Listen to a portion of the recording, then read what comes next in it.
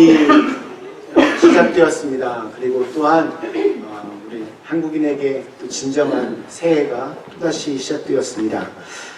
항상 우리의 삶을 미리 예비하시고 또 준비하시는 우리 하나님의 은혜가 사는 그린비 가족 한 분 한 분의 삶과 또 가정과 또 소미쉽고 변형하시는 모든 일터 위에 언제나 함께 하실 수 있기를 간절히 축원합니다. 목회를 하면서 이렇게 예상치 못한 그런 난처한 상황을 만날 때가 있습니다. 요즘도 점점 기억력이 쇠퇴하고 있지만 그때 예전에도 그랬던 것 같습니다. 예전에 첫 목회지에서 속회 예배를 드리는데 우리 할머니들 이렇게 모아놓고 이제 같이 예배를 드리고 마지막 기도하는 시간에 제가 이제 제 옆에 있는 분부터 한 분씩 이렇게 제가 생각하면서 대표로 마무리 기도를 이렇게 했습니다. 한 8분 정도 그곳에 계셨는데 한 분 한 분의 얼굴과 이름 그리고 그동안 기도하시던 간절한 기도의 제목들을 다 알고 있으니까 그거를 위해서 제가 아주 우렁차고 힘차게 간절하게 그렇게 기도했습니다. 앉아 계신 순서대로 이렇게 쭉 기도해 나가고 있는데 저쪽에 앉아 계시던 할머니 한 분의 이름이 갑자기 생각이 안 났습니다. 점점 이제 그분의 차례가 이렇게 다가가는데 정말 당황스러울 만큼 그분의 이름이 생각이 나지 않았습니다. 근데 이름 빼고는 다 기억이 났습니다. 심지어 교회에 나오지 않으시던 그분의 남편, 그 할아버지의 이름까지 다 기억이 나는데 그분의 그 할머니의 이름만 기억이 나지 않았어요. 결국 그분의 차례가 되었습니다. 제가 어떻게 했을까요? 그냥 눈을 뜨고 솔직하게 큰 소리로 할머니 갑자기 이름이 기억이 안 나요. 죄송합니다. 이름이 뭐였죠? 제가 물어봤습니다. 진짜 당혹스러웠습니다. 사실 그분이 교회에 나오신 지 얼마 되지 않으신 분이어서 혹시라도 상처받으시고 또 교회에 안 나오시면 어떻게 하나 걱정도 되었지만 교회 생활 열심히 하셨고 저희 가정이 그곳을 떠나서 이사하던 날 자신이 평생 끼고 계시던 금가락지까지 제 아내에게 주셨습니다. 보면 이름 참 중요합니다.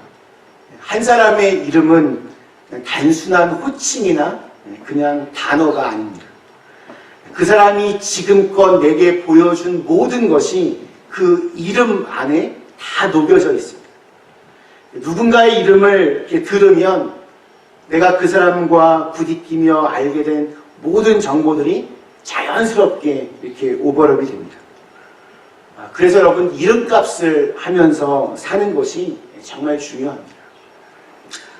위대함을 향한 믿음의 여정, 오늘 5번째로 살펴볼 내용은 하나님이 자신의 이름을 걸고 모세를 회복시켜 주신다는 그러한 이야기입니다. 오늘 읽은 출애굽기 이 6장에 있는 말씀은 사실은 5장에서부터 시작됩니다. 제가 5장은 읽지 않았지만 모세는 하나님의 명령에 순종해서 아론과 함께 애굽의 바로 왕을 이제 만납니다. 그를 만나서 아주 담대하게 말을 합니다. 내 백성을 보내라. 여기까지는 정말 좋았습니다. 어떻게 해야 할지 고민하다가 믿음으로 순종해서 하나님이 그냥 하라는 대로 용기를 내어서 바로 왕에게 담대하게 외쳤습니다. 내 백성을 보내라. 그러면 이 말을 들은 바로 왕이 어떤 그 압도적인 기운을 느끼면서 나는 정말 그러고 싶지 않지만 내가 믿는 그 하나님 때문에 내가 어쩔 수 없이 그렇게 해야 될 것 같다.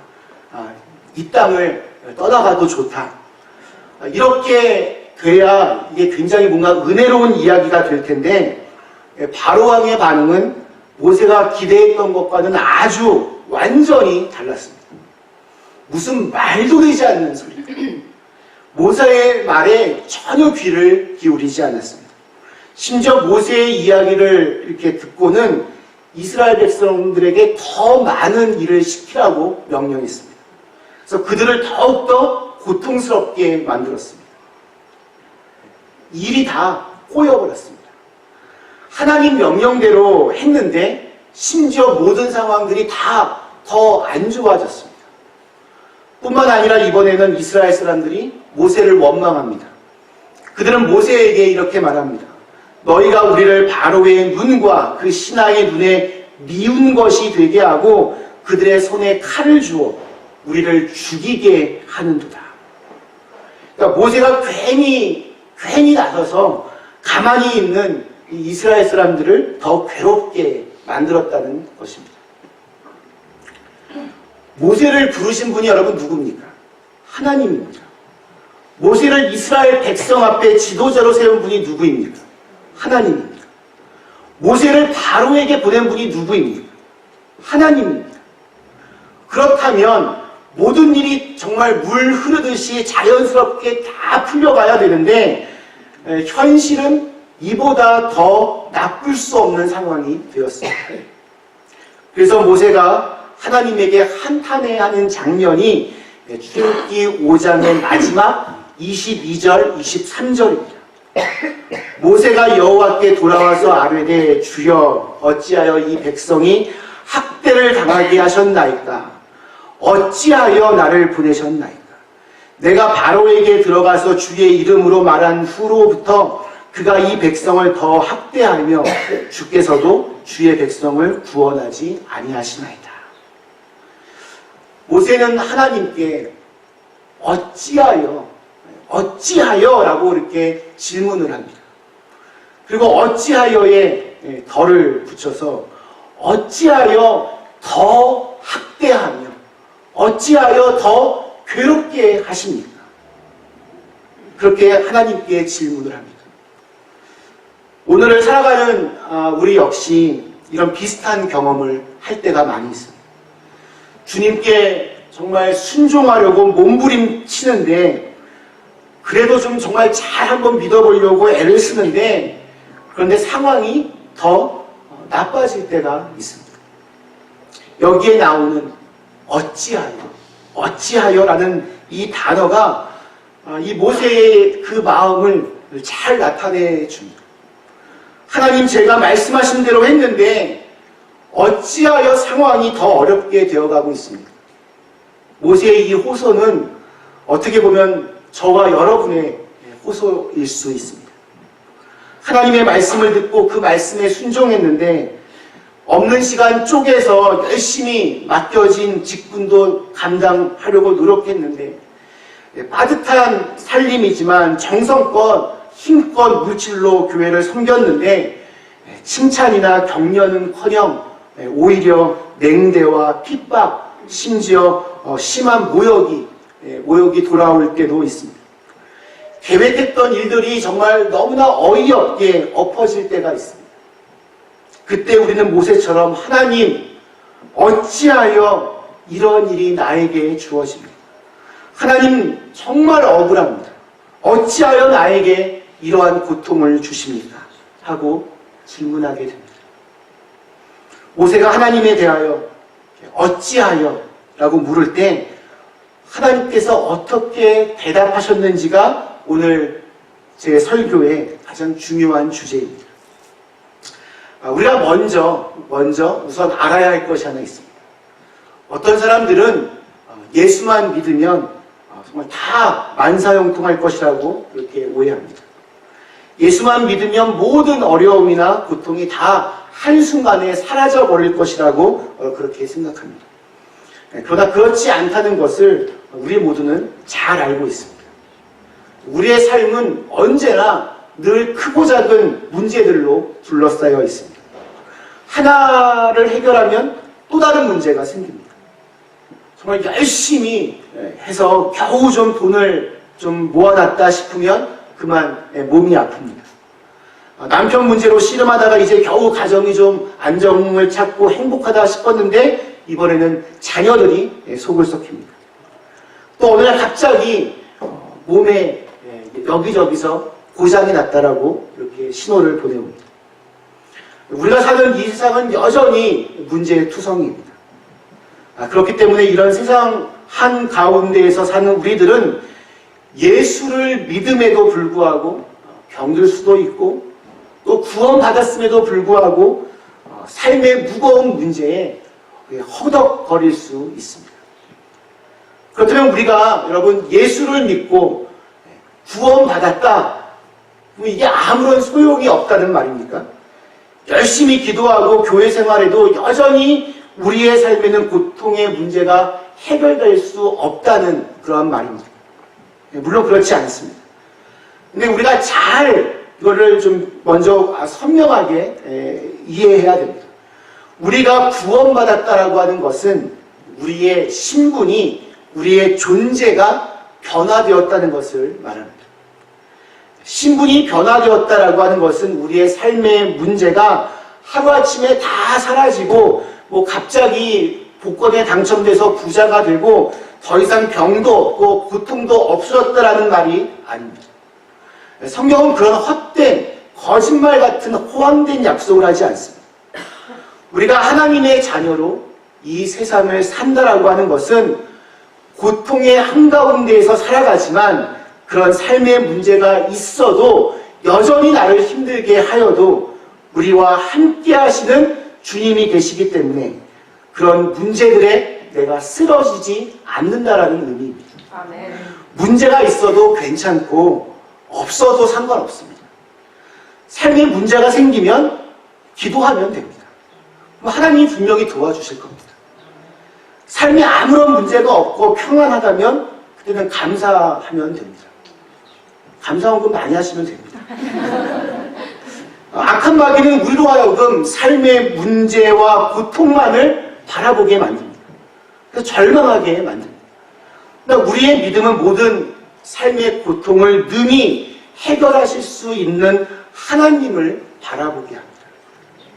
그리고 요셉을 기억하십니다. 그는 형통한 사람이었다라고 성경은 기록하고 있습니다. 근데 이 말이 요셉에게 어려움이 전혀 없었다는 말이 아닙니다. 그의 삶에는 우리가 상상할 수 없었던 수많은 문제들이 그를 어렵게 만들었습니다. 노예로 팔려갔습니다.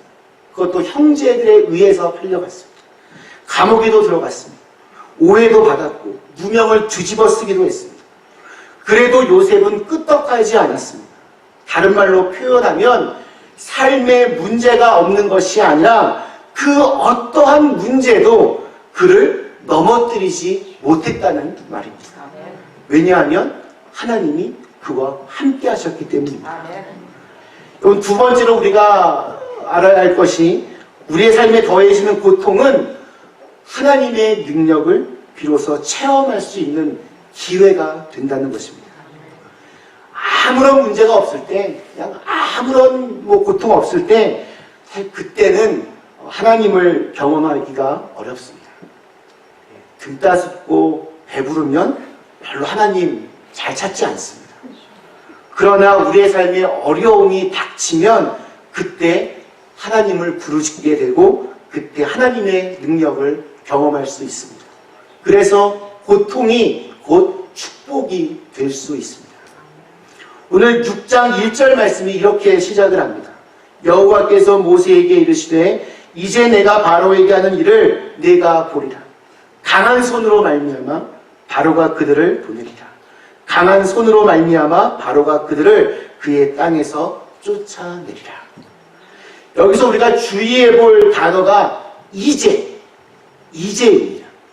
이 단어는 아주 극적인 반전을 가리키는 말입니다. 모세가 하나님께 어찌하여 더 이렇게 어렵고 힘들어졌습니까? 라고 절망 한가운데에서 부르짖었을 때 하나님은 이제 내가 바로에게 하는 일을 네가 보리라 라고 하셨습니다. 역사의 반전이 이루어지는 것입니다.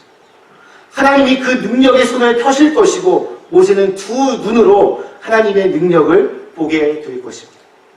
또 여기에 보면 강한 손으로 말미암아 라고 하는 말이 두 번이나 반복되어 있습니다. 두 번씩이나 반복되었다는 말은 강조의 뜻이 있습니다. 지금 강한 손을 펴고 있는 사람은 바로 왕처럼 보입니다. 바로가 막 막강한 그 권력의 힘으로 이스라엘의 이 숨통을 조이며 다급하게 몰아치고 있습니다. 이스라엘 백성들에게 더 무거운 노동을 시켰습니다. 바로 왕이 강한 손을 펴고 있는 그 시점이었습니다. 그러나 이제는 아닙니다. 이제부터는 하나님께서 바로 왕보다 더 큰 손을 펴셔서 바로가 이스라엘을 누르는 것보다 그 이상으로 바로 왕과 애굽 땅을 누를 것입니다. 실제로 이제 이 일 이후로 하나님의 강한 손으로 말미암아 애굽에 10가지의 재앙이 내려지게 됩니다. 그리고 그 10가지의 재앙이 끝나자 바로 왕은 항복하고 이스라엘은 출애굽할 수 있게 되었습니다. 이 같은 일을 하나님은 자신의 이름을 걸고 하시겠다라고 그렇게 말씀하십니다. 오늘 읽은 6장 1절부터 9절까지 나는 여호와다 라고 하는 말이 몇 번 등장하는지 아십니까? 많이 등장합니다. 5번 등장합니다. 나는 여호와다. 나는 여호와다. 참 의미심장합니다. 모세가 하나님 어찌하여 더 어려워졌습니까? 어찌하여 더 이렇게 힘든 상황이 몰려왔습니까? 라고 질문했을 때 하나님이 모세에게 주신 응답은 단 한마디였습니다. 나는 여호와다. 아무런 관심도 없고 연관도 없는 사람에게 함부로 자신의 이름을 말하지 않습니다. 신뢰하는 사람, 내가 믿을 수 있는 사람, 내가 사랑하는 사람, 내가 책임질 수 있는 사람에게 내 이름을 이야기해 줍니다. 하나님께서는 친히 당신의 이름을 밝히시면서 두려워 떠는 모세와 이스라엘 백성들에게 내가 책임져 주겠다 약속하고 계십니다. 여호와라고 하는 이름은 하나님의 대표적인 이름입니다. 하나님의 이름은 여호와입니다. 스스로 있는 분입니다. 나는 여호와다. 이 말씀을 조금 바꾸어 표현하면 내가 누구냐? 내가 바로 하나님 여호와가 아니냐? 출애굽기 5장에서 바로 왕이 모세가 내 백성을 데리고 나가겠다라고 했을 때 그때 하나님께서 그렇게 명하셨다라고 말을 하자 바로가 아주 교만한 자세로 이렇게 물어봅니다. 여호와가 누구냐? 그 말 한마디에 그냥 풀이 죽어버린 모세와 이스라엘 백성들을 꾸짖는 말씀이기도 합니다. 오늘 우리에게 이렇게 적용될 수 있습니다. 하나님의 백성들이 고통을 당할 때, 고난을 당할 때, 혹은 심각한 깊은 영적인 침체를 경험하게 될 때 그것을 극복하는 방법은 다른 게 없습니다. 하나님께 집중해야 합니다. 어찌하여라고 절망하지 말라는 것입니다. 하나님의 백성들이 강한 이유는 다른 데 없습니다. 하나님을 바라보기 때문입니다. 고난을 이기는 힘도 바로 하나님께 집중하는 것입니다. 그래서 하나님은 다른 말씀 하지 않으시고 내가 너희의 하나님 여호와다. 이 말씀을 하셨습니다. 하나님은 모세와 이스라엘 백성이 더 어려워진 그 상황을 통해서 당신이 바로 여호와 하나님이라는 사실을 보여주시겠다 말씀하고 있습니다. 그러므로 오늘 우리들의 문제는 다른 데에 있지 아니하고 하나님을 바라보지 않는 데에 있습니다. 그분이 여호와이시라는 것, 스스로 계시는 완전한 하나님이라는 것을 잘 모르기 때문에 많은 그리스도인들이 여전히 염려와 걱정에 사로잡혀 삽니다. 하나님이 안 보이니까 사람들의 말을 두려워하고 하나님이 안 보이니까 그냥 자기 생각대로 자기 마음대로 하려고 합니다. 우리의 진짜 문제는 삶의 고통이 아닙니다. 하나님을 잘 모르는 것입니다. 하나님을 바라보지 않는 것입니다. 하나님의 음성은 누가 들을 수 있습니까? 하나님을 잘 믿는 사람이 됐습니다. 좌절하고 싶을 때, 포기하고 싶을 때, 산더미 같은 문제로 압박을 받을 때, 경제적인 위기와 또한 영적인 위기와 질병과 사고로 인하여 연약함이 몰려올 때 그냥 구경꾼처럼 간신히 교회만 왔다 갔다 하지 마시고 간절하게 여러분의 삶의 자리에서 하나님의 이름을 부르며 하나님이 약속하신 언약에 기대어 기도하면서 나를 회복시키는 하나님을 만나실 수 있기를 축원합니다. 아멘. 말씀 마치겠습니다.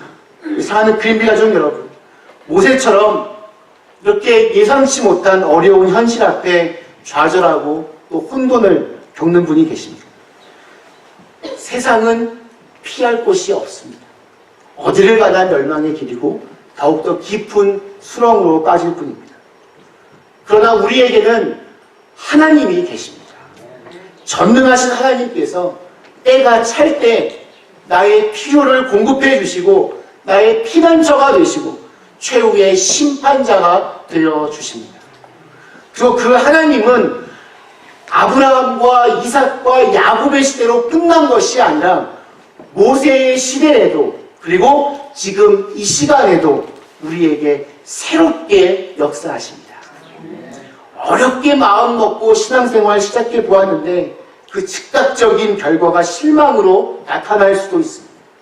모처럼 교회생활 열심히 하기로 작정하고 주신 사명을 따라 살기로 결단했는데 오히려 더 일이 꼬여지는 그런 어려움을 당하기도 합니다. 그러나 그래도 결코 여러분 낙심하지 마십시오.